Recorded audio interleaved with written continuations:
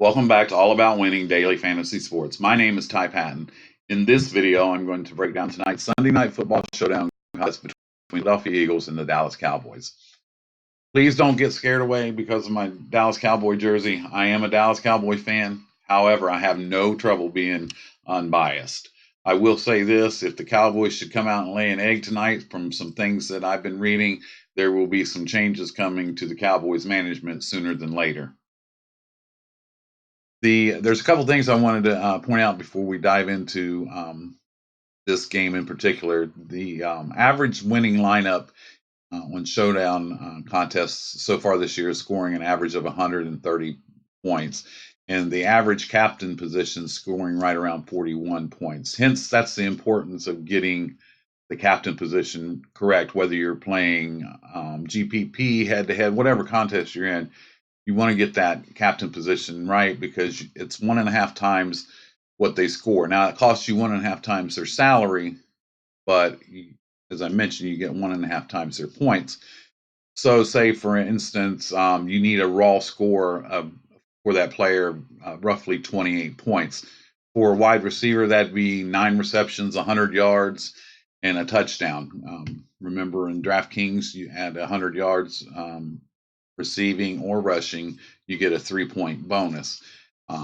So for a running back, it'd be about 120 yards, rushing, a touchdown, and maybe 3 receptions and 40 yards. That would give you the 28 points, and then you get the other half, which would put you up around the 41, 42 point mark. And quarterback would need 300-yard passing game and 3 touchdowns. That's just to get to those points. There's been other lineups. Last week there was a Showdown contest that had the defense in the captain position, and what that allows you to do is to play a lot of the other. It was actually the Kansas City game that allows you to play a lot of the other.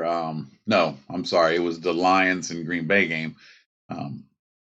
They had that game. That lineup had a kicker in it, and in the Kansas City game, Kansas City Denver on Thursday night, that winning lineup actually had defense in it. So, I mean, there's a variety of ways. If you put someone lower and they score a lot of points, that allows you to put a lot of the higher price players in your lineup. It just depends on how you want to build.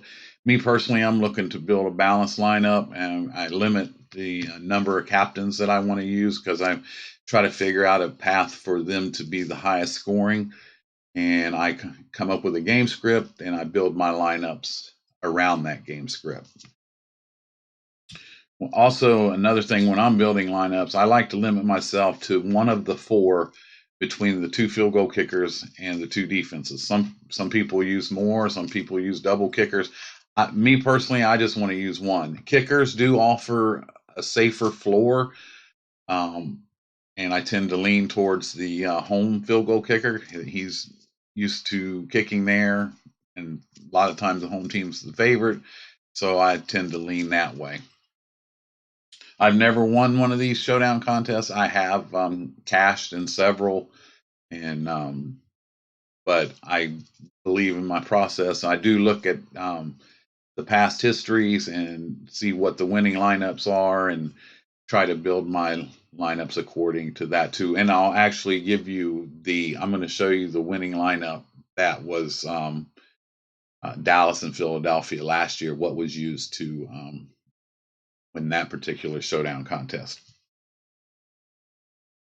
Now, a couple things that I consider as far as when I mention game script and making sense of a lineup. If, for instance, say I want to put a quarterback in the captain's position, well, obviously I want to have a couple targets to go with that quarterback. If I'm going to put a wide receiver in the captain, there's only one way the wide receiver is going to go off, and that's if the quarterback throws him the ball. So if I'm going to have a wide receiver in the captain, more times than not, I'm going to put his quarterback in there as well. I will tell you that a lot of the lineups have double quarterback. Is a lot of the builds that you'll see, a lot of the top placing lineups have that combination because they do offer a safer floor as well. So with tonight's game, Dallas has a lot of question marks at the wide receiver position. Amari Cooper is going to be playing, and he has a phenomenal matchup against Philadelphia. But his injuries, if he gets nicked up a little bit, he could be out of the game. So, me personally, I don't like Amari in the captain's position. Yes, he could potentially just be complete slate buster, go for 200 yards, 10 catches, and 2 touchdowns. He's capable of doing that, especially against this Philadelphia defense. They are horrible against the pass, and they're also not that great against the run. And I feel like for Dallas to get back to winning, they need Ezekiel Elliott to have a good game. And that's kind of the game script that I'm going with.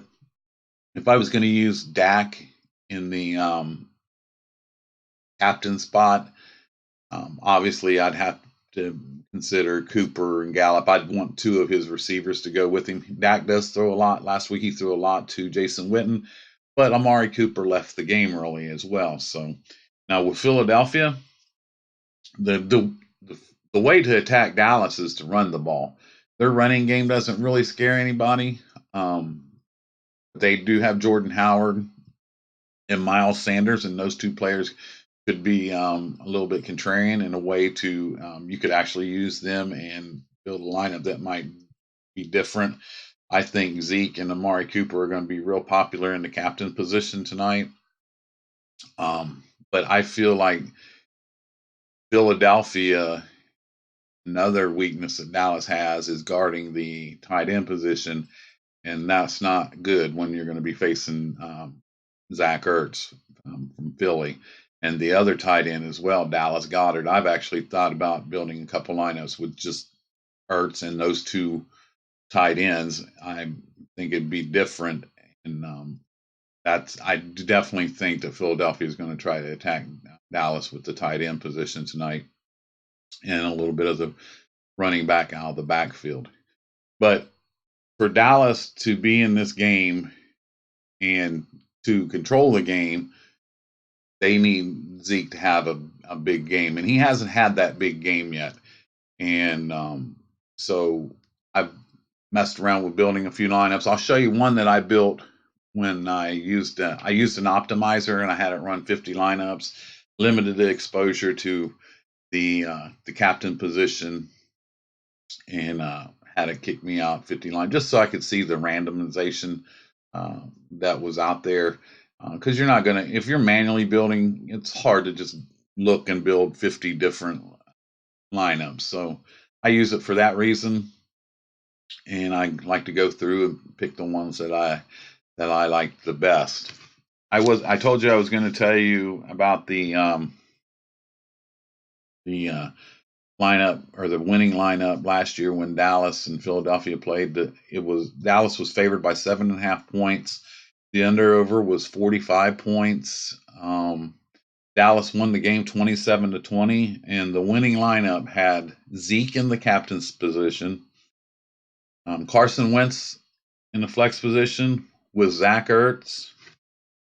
In the other flex position, it had Dak, and then it had a wide receiver for Philadelphia, Jordan Matthews, and then backup tight end for Dallas, Schultz. Zeke scored 59.55 points in the captain spot. Wentz scored 25.10. Ertz actually scored 43.50 points. And so if you'd have had him in the captain's spot, that was another possibility too. He would have been, he'd actually scored more than Zeke did in the captain's position. And Dak scored 21.70. Matthews scored 7, and the backup tight end for Dallas, Schultz, scored 4.1 points. And that lineup scored a total of 160.95 points. Now, for me, I'm leaning towards a lineup something similar to this. Elliott in the running back, and he has to have. I'm going with the game script that for them to win, they need Zeke. I've seen something. Their record when he carries the ball over 25 times, their record is phenomenal when he gets that many carries. So they have to know that even though Philly is good against the run, they have been beat up a little bit this year, though, the backup running back for the Vikings actually had his way with the Eagles. But I'm going to go with Dallas needs to not give up on the run, and if they build a lead with that with Prescott early in the passing game, that could definitely open up things for Zeke Elliott. So I'm going to go with Zeke in the captain spot and bring it back with Carson Wentz and his top target Ertz. Dallas has a hard time against the tight end position, and Ertz gets a huge amount of targets per game, and he's one of Wentz's favorite targets. And I feel like there's going to be points in this game. I think it'll go over the game total, and so I'm going to also add Dak Prescott. So this is similar to the build that won the Showdown slate last year. But I'm going to put, and a lot of people don't like him and they're down on him, but I'm going to go with the Dallas field goal kicker. So now I feel like I have access to all ways that Dallas can score.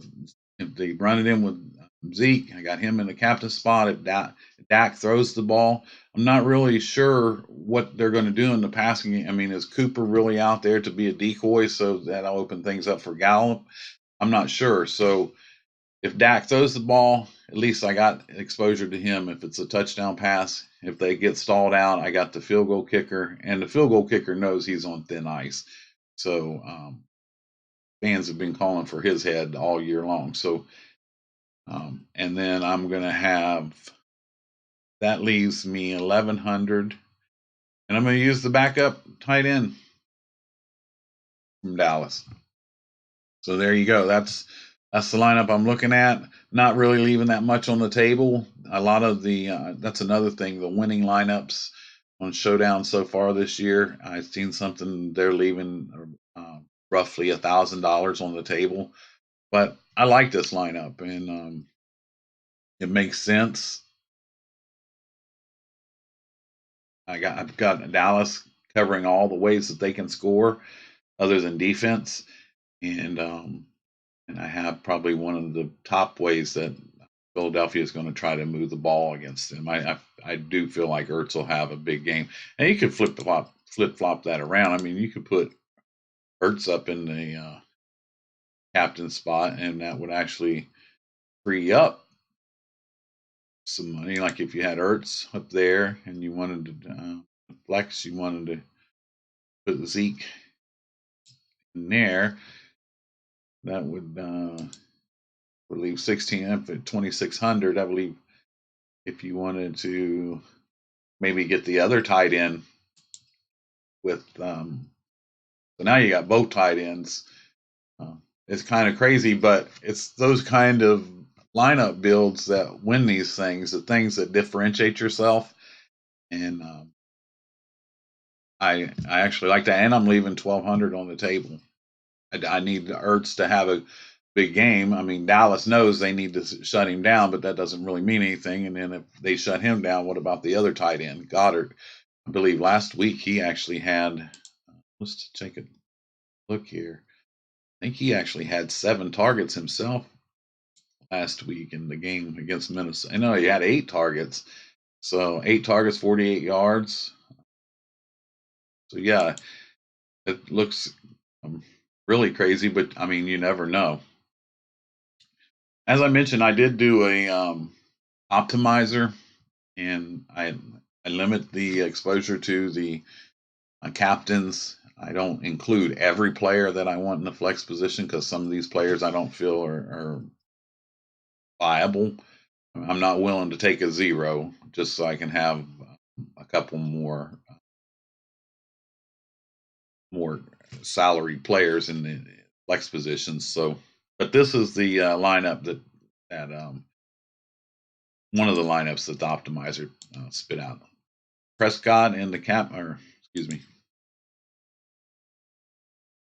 Dak Prescott in the captain spot with Amari Cooper and Zeke Elliott. This is kind of a Dallas onslaught here. It had Jake Elliott as the field goal kicker for the Eagles at Ertz. The Ertz. And then had Jarwin. Left 200 on the table. I'm not really crazy about that. As I mentioned, I don't know what's up with Cooper. He could potentially go off. You could even flip flop him and Dak in this particular build. And then the notes on him. I just read some other things. Expected to play Sunday night against the Eagles. Cooper received the questionable tag after working as a limited participant Friday, but his status never truly appeared in doubt. He was limited he only played 3 snaps last week against the Jets. So it's a quadricep injury and an ankle injury. So I've always had a rule that I like to stay away from players that have those type of injuries because it just takes just one little twinge and they're done. And then if they haven't done anything yet, or if it's the first couple plays, then you're sitting there with a nice big fat 0. And on Showdown, you're not winning with the 0. So, but there's that build. Again, I can show you where you can flip flop Cooper and the captain, bring Dak down and you got Ertz and Elliott, and you left 500 on the table that way. So some of this Showdown slate up, I would say I do expect it to be higher scoring, a lot of passing. Dallas gets the running game going and can get out on Philadelphia a little bit. I can see Wentz putting the ball in the air 35, 40 times or more and going to Ertz and the other tight end. I will be back tomorrow to do a recap from the main slate today and the Monday Night Football Showdown contest between the Jets and the Patriots. If you would please hit that like button, subscribe, and the notification bell so you get notified when my next video posts, I'd really appreciate it. Feel free to drop any comments below. I'm looking forward to hearing how you guys did today with the player pool that we built through the week and the lineups that we built yesterday.